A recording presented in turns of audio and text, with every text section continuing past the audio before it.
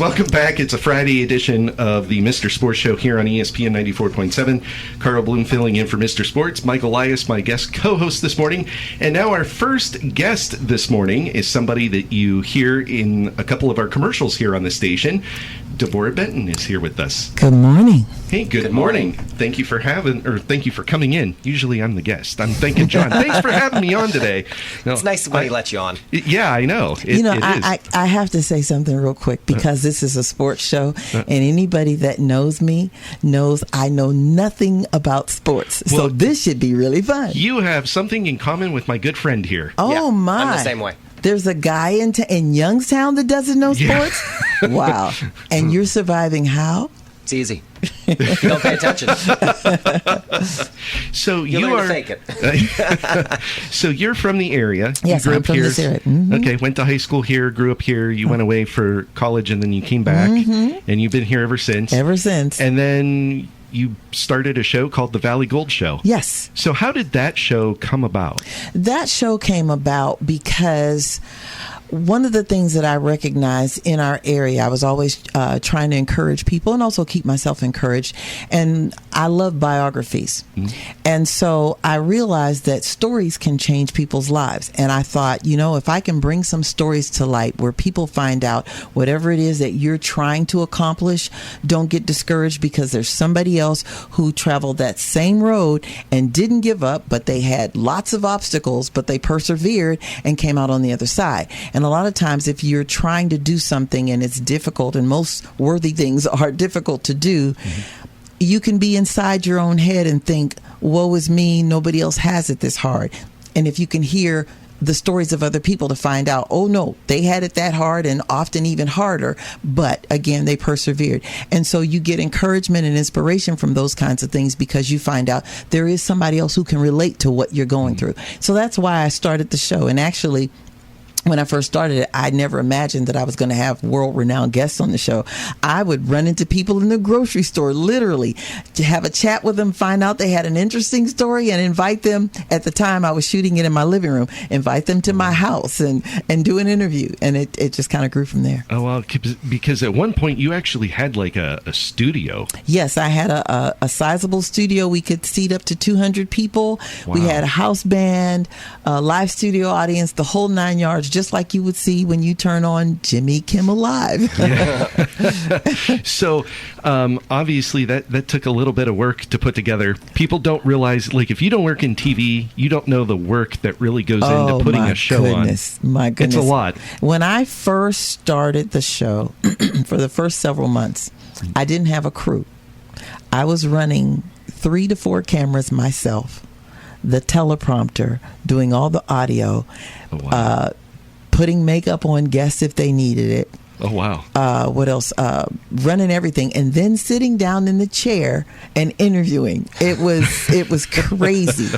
And I was so grateful when we actually were able to migrate. In fact, funny story, I was doing this clear up until I had my first major celebrity guest. When I had members of the Temptations and Parliament Funkadelics coming, that's when I was going to have my first really big live audience. And I'm like, I cannot have people coming in this studio and all these cameras are by themselves, because they weren't on remote control. I would just have to train each camera where it was supposed to go. Right. And I'm thinking, if somebody bumps into a camera, I'm not going to see it until the show is over. Oh, right. I'm doing the editing and I find out this camera never captured anything. So I reached out to family members and friends, brought them into the studio 1 hour before we were to roll tape, and showed them, like, each one, you're just doing a long shot of this. You don't have to zoom in and out.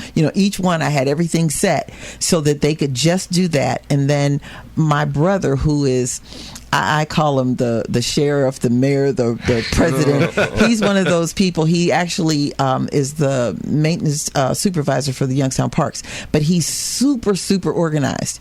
He had never been in a TV studio before. I wrote down about 30 instructions. Then all he had to do was go down that sheet, telling the cameras when to punch the power on, when to roll tape, when to this, when to have my other person lock the door, all of those things, when to turn lights on, the whole 9 yards. And all he had to do was, follow that sheet. We did that show. The studio was packed out. That was my first live studio audience. And we did the entire thing without a hitch. Oh, wow. Yeah. That doesn't happen like that too often. Yeah. That's pretty good. Yeah. So then how long would it take you to edit a show then, if you were putting all that together? And you have to add one thing. I don't know what it would have taken had I had top of the line editing equipment. I had top of the line camera equipment because, if your video isn't good, forget it. Right. So I had equipment. It was new, but it couldn't handle everything I was putting in. And so I had, like, if I'm editing, let's say I start editing at 6 o'clock in the morning, I'm going to have at least 10 crashes.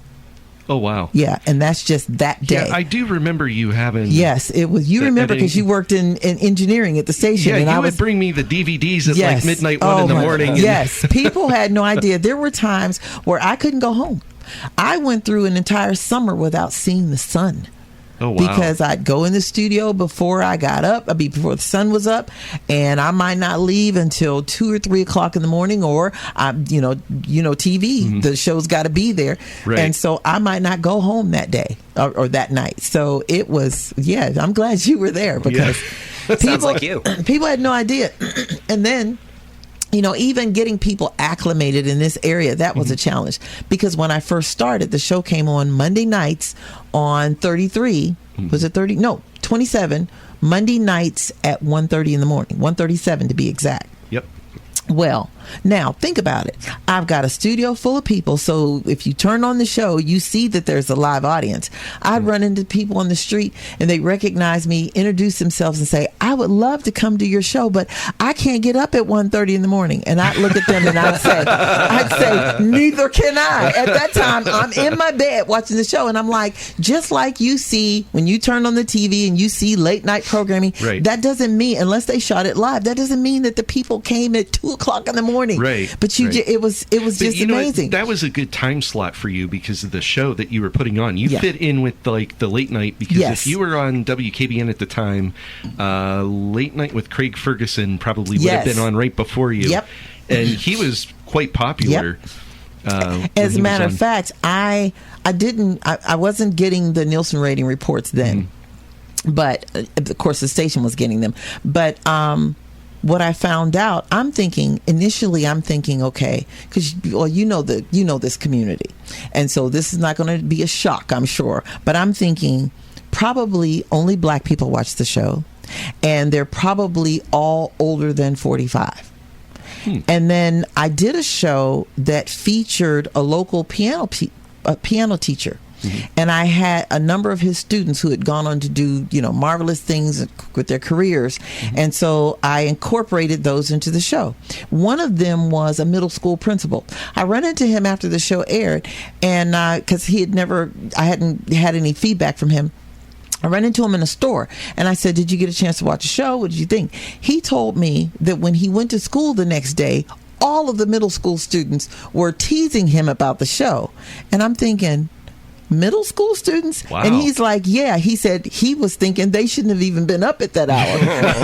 And then my daughter, she starts sending me messages from her friends. And at this time, she was a freshman at Howard University. So she's 18, 19 years old. Well, every week her friends are watching and they're sending her messages about what I'm wearing, whether I should or should not wear that. So I'm finding out, okay, so the demographic is a lot. And then I would run into other people not of my hue, different races, different nationalities, and they would tell me they recognized me from the show. My tagline was, that is Valley Gold, and I would cross my arms. And people would just walk up to me in the mall or any place and say, hey, Valley Gold, and then they would do this. And it just, it was people from all walks of life, from all over the community. Yeah, and you know what made the show, though? The content. Yes. So talk to me about the content. So you had some pretty high-profile guests on the show. Oh yes, and that was the most remarkable thing. So when I mentioned we had the gentleman from the Temptations, one from Temptations, who had been a member of the Temptations for 10 years, recording artist. He's like on all their Christmas CDs and a number of other recordings. And we also had the singer from Parliament Funkadelic. So his name was Ray Davis, and you might know Bow Wow bow wow, yippee yow, yippee yay. So that's who we had. Amazing bass singer. So, and some of their other group members. So they came in and they did the show. And after, well, let me back up. So the way that I met them, I had never met them in person. There was another guy from the Temptations. He was their music director for 20 years. And I learned about him while I was in college. When the internet became available, I chased him down. I searched and searched until I found him. And then when I found him, I let him know we are going to be friends. We are going to be friends for life. He set up a call for me a business call for me. It was just going to be him and me, and he's going to school me on some things. He lived in Hollywood, and he set the time for the call. It was like 9:15 his time, but which makes it 12:15 our time. Yeah. I was like maybe 2 minutes late calling him. That man went up one side of me and down the other, and he did not let up. He told me off every which way. He all but called me anything but a child of God. And when he got done, I said, I am so sorry, Mr. Grant. This will never happen again, but you are not getting rid of me. And so what ends up happening, I've got a strong background in PR. He connected me to the guy from the Temptations. So when they came in and did the show, once I finally got it edited, I sent them each a VHS copy. So you know how long ago that was. This was like 2005, 2006. Sent them a copy, and after they each got their copies, one was in Texas, the other was in Hollywood.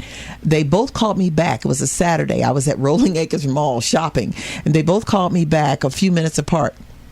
They loved the show. They started circulating the show to other R&B artists. And that's how, because what they would say to them was, this is the show that you need to do where you can really tell your story. And that's basically how I end up getting everybody else. Oh, that is fantastic. Yeah. I mean, if there's one thing that I know about you, you're very persistent. Like you follow, like you don't give up. You can't. And exactly. And I think that's why you've been so successful at your show because of that. Well, thank you. And I just praise God and thank him every day that I even have the strength to do this, because some of those walls are thick and hard. Yes.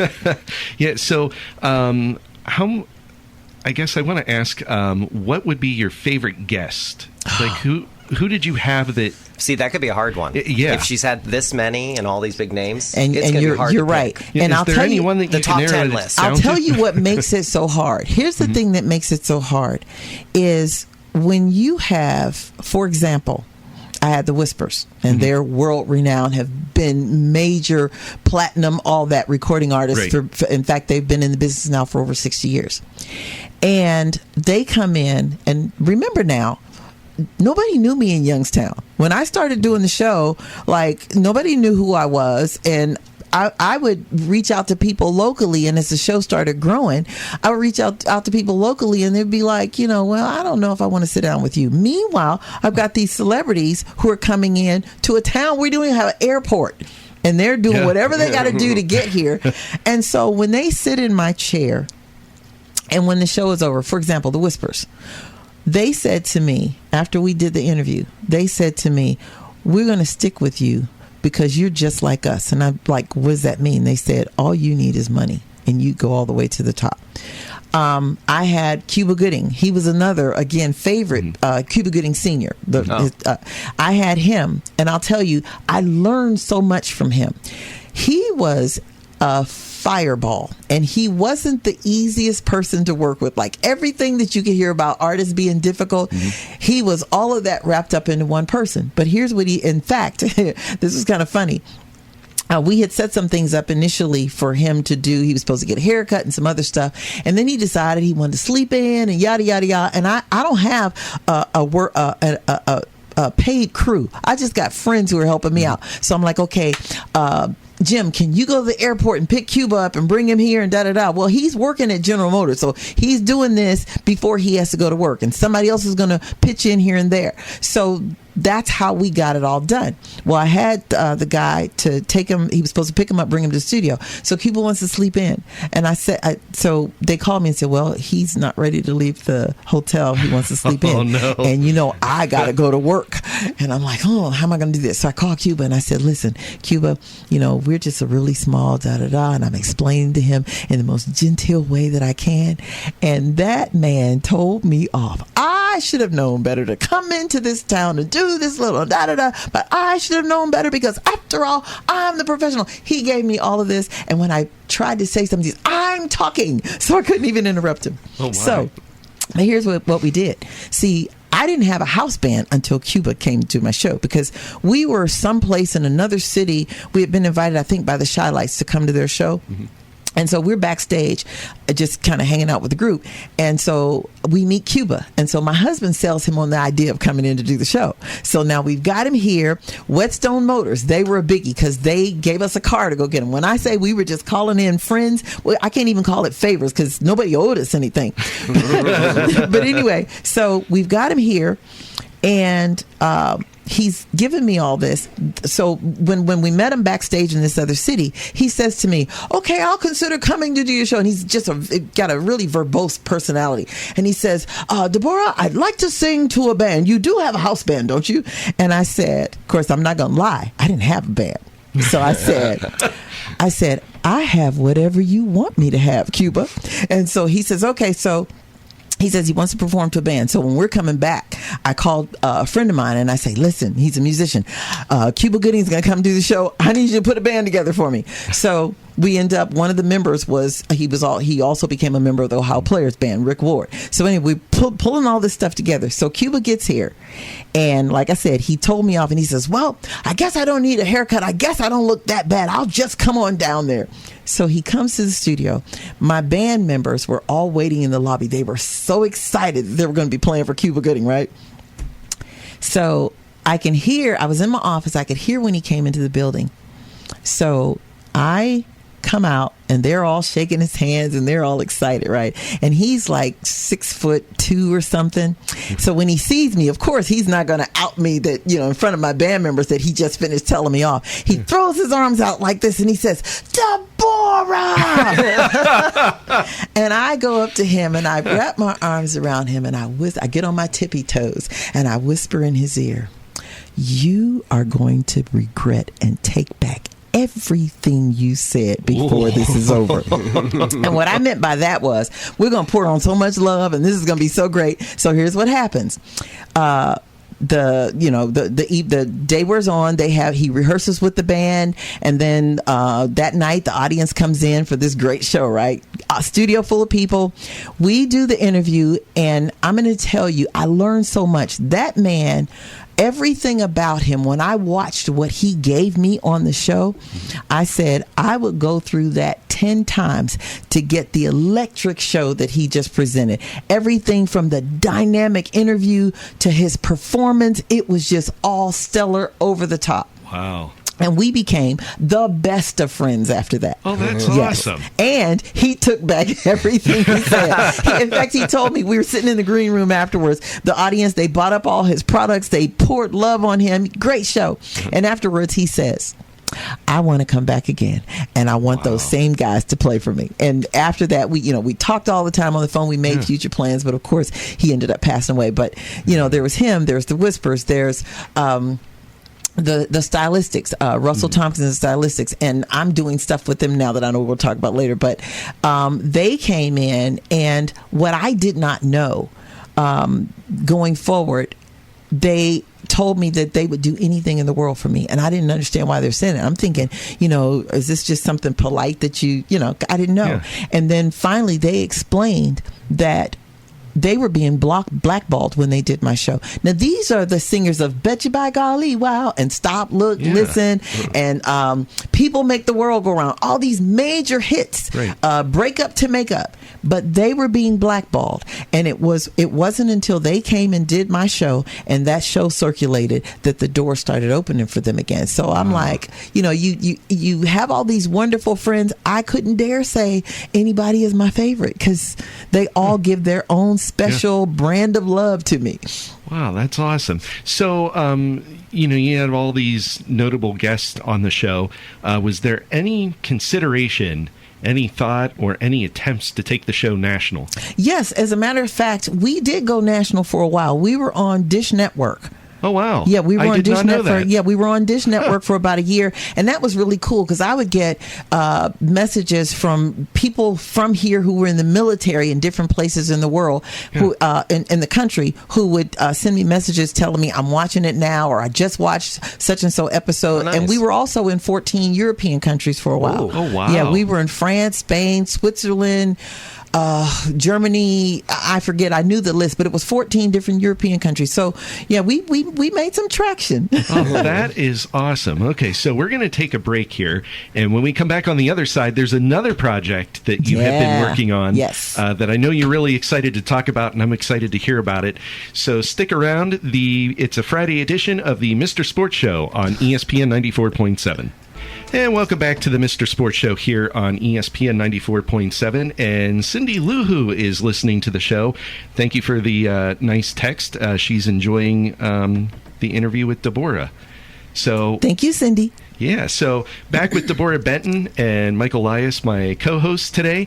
So, Deborah, we talked at great length about the Valley Gold Show. There's another project that you just started recently, which is very interesting. You are doing you have been performing Dionne Warwick tribute shows. Yes. As a matter of fact, I am the only Dionne Warwick tribute artist anywhere. Really? Yes. That is fascinating. That makes no sense. It doesn't seem like that's possible.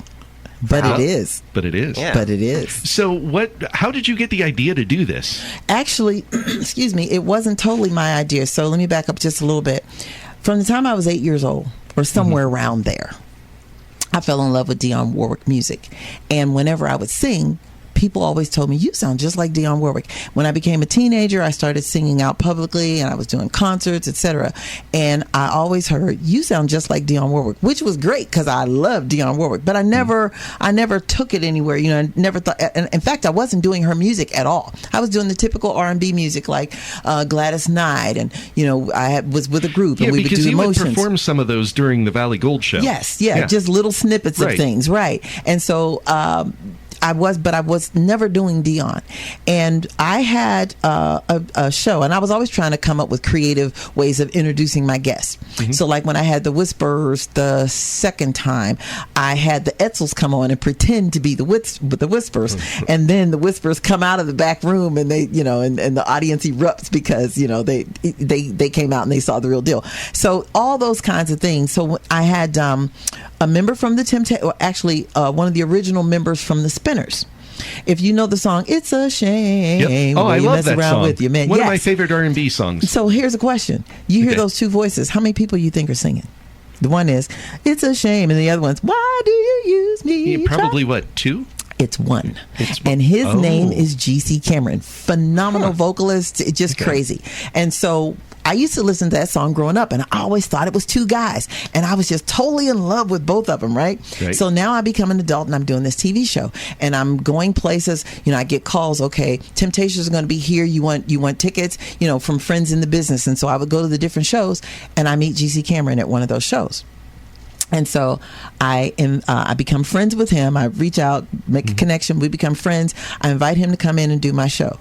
So he comes in, and because he was a member of the Spinners, and Dionne Warwick did recordings with the Spinners, I'm going to incorporate some of that in the show. So what I do is I've got a band, and so we set it up where the band gives me a challenge to sing some Dionne stuff. So we just do little snippets of the different songs. And so the audience is sitting there, and they're egging me on, and the band is giving me one song after the next. They're challenging me. And then finally the last song, they say, okay, this is the last one. And they start playing Then Came You. Well, that's a song that Dionne recorded with the Spinners. So I start singing it, and G.C. Cameron comes out of the back. And then, of course, we get this wonderful eruption from the audience because they see him come on stage. We do this song together. Afterwards, he goes back to his home, wherever he was living, and he calls me in September of 2019. And he says, Deborah, I was thinking, you need to do a Dionne Warwick project. That's where it came from. Wow. And I was like, really? Well, I did not see myself at that point. You know, I saw myself as a talk show host, but even though I secretly wanted to return to singing, I didn't feel qualified. And so I didn't talk about it. And I just been praying about it. And he calls me out of the blue and says, you need to do this. So I asked him why. He starts explaining to me how there's nobody that he's been all over the world. Nobody does Dion like I do. He just gives me this whole litany of reasons why. And so I'm thinking, I've always wanted somebody who really knows to give me advice, you know, because most of the stuff I'm learning it the hard way, figuring it out myself. He's in this business. I'm going to trust his ear and his wisdom. So I start working on the project. And as time goes on, people that, you know, I hoped believed in me, they kind of fell away. But now I'm believing in this. And so I continue to work on it. And then I finally did my first full concert, May 1st, 2024, down at the Dior. And the rest is kind of history. So how many shows have you done? So full concert shows, I've done four or five. You were just telling me before the show, I think you said you were down in Pittsburgh recently? Yes. So September 14th, I did let me back up. January, I did City Winery in Philadelphia. And I'm thinking, I don't know people in Philly. I don't know if people are going to come out, you know, because my fan base, they just know me for television. They don't know me for singing. And so I reached out to the Stylistics, Russell Tompkins and the New Stylistics. That's the name of his group. And I hadn't talked to him in a couple of years. That's when he said, anything for you, Deborah. So on that show, I had Russell and the whole group show up. They sang with me on stage. They did a couple numbers with me. And then I asked them to do a couple numbers for the audience. But I did a full-out concert there. And from that, I got a lot of great feedback. Producers started reaching out to me saying, hey, we want to give you some of our songwriters. You know, we've got some songs we want you to record. You know, just all different kinds of people in the music business, reaching out. So then I did, September 14th, I was in Pittsburgh. And here again, we had a great show. Russell, I asked him to just come in and be my special guest. I said, you know, anytime you're in the audience, I'm going to pull you up. And so we did this whole setup, and he came up and did a number with me. We had a really great show. I've gotten other offers, you know, from the Pittsburgh thing. So it's kind of moving along in a good way. That is awesome. And you know, Dion is coming to the Robbins Theater soon. Yes. As a matter of fact, in all this time, I've made really good friends with her publicist who talks to her every day. He's been her publicist for 40 years and counting. And another good friend that I made was her biographer. Oh, the one who produced her documentary and also wrote her biography. So those are my two go-tos in her camp. So she was scheduled to be here October 24th, but many people know now she had to have leg surgery. So she's been rescheduled for the Robbins for, I think it's March 6th, but it's in March. Okay. So are you going to get the chance to meet her? I hope so. In fact, they're supposed to be working on me being able to interview her. And so between the publicist, Angela Ellerby, and Kenny Idaris, you know, who's bringing her in with the Robbins, they're all working to help me get this interview. So, that is fantastic. Yeah, I hope that you're able to let's hope you can perform with her at the same time. That would be fantastic. I'll tell you what, too. just to sit down and be able to ask my queen questions, you know, performance, that would be icing on the cake. But to be able to sit down and ask questions of this woman who I'm only seen from afar since I was 8 years old, to sit face to face and ask her questions. First, I probably need somebody to keep a crying towel handy because, I talk about dream come true. I was just about to ask you if you've ever been starstruck by anybody. Like, did anybody come to your show that you really wanted to interview and then you just kind of froze up like, oh my gosh, I can't believe they're here? No, I'm going to tell you why. And this is a lesson for everybody. Okay. What I learned a long time ago, when you are a crew of one in many cases, and everything, you've got pressure on all fronts. You know, like I tell people, when it's television, there's no such thing as late. When you turn on the 6 o'clock news, it is there. And so just living under that kind of mantra, doing whatever you got to do to get it done. So many times where I wanted to load my teleprompter, but between showing somebody how to do something else on the camera and making lighting adjustments, audio, whatever it is, I consider what do you call it, brain freezes and what do you call it, writer's block, Yeah. or any, I consider those luxuries that I have just never been able to afford. So no, I've never had the luxury of being able to not know what I'm going to say next, you know. Yeah. So that's a Fantastic. good thing. Yeah, that is. Well, thank you very much for joining us on today's show. It was a pleasure having you. Real quick, Yes. we've got a Christmas special coming up. That's right. Yes, we're shooting Okay, it. tell us about that real quick. So November the 11th at the Collingwood Center in Camel, Ohio, 6 o'clock p.m. We're doing a Christmas special. We've got some great artists on the show, including Russell from the Stylistics, Grammy-winning artists, the whole 9 yards. Tickets will go on sale on Sunday. If you have any questions, just contact the Collingwood Center or contact me online. We want everybody to come. Tickets are only $20. You're going to get a great show. You can also get food while you're there, but it's going to be a Christmas special. Dress up in your pretties. It's going to air prime time here on Christmas night, but we're shooting it November 11th, so we want everybody to get tickets and come on out. Fantastic. Nice. All right. Thank you so much for coming in this morning and joining us here on the show. It was great hearing about the Valley Gold Show and your Dionne Warwick shows and what you've been up to. And the Christmas special. Yes, and the Christmas special, November 11th. We want you there. Thank you for having me. All right. Thank you. All right. Stick around. We'll be back with more of the Mr. Sports Show on ESPN 94.7.